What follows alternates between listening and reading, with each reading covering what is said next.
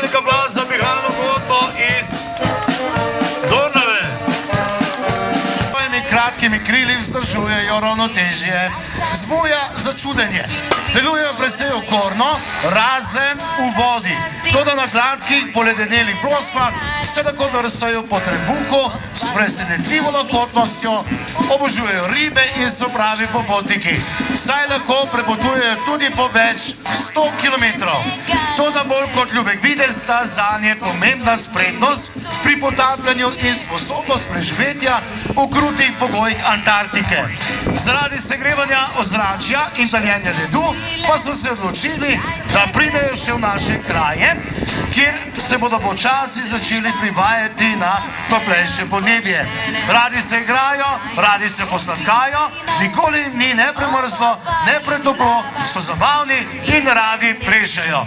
Pingvini iz osnovne šole Franja Žgeča iz Dornave. No pa gremo še enkrat, vsi skupaj. Dobro letino. Ob tem prebivajo stare ljudske pesmi. Donavski orači pripravijo tudi prvobrazno prireditev, s katero se po svečnici točno v polnoči začne pusti čas.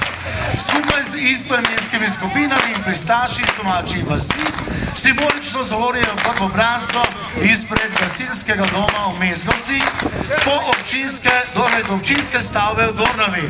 V vsakem gospodinstvu zaorjejo, gospodarje in gospodinje pa zaželijo srečo in zdravje pri hiši in štali ter obilno letino na njivi.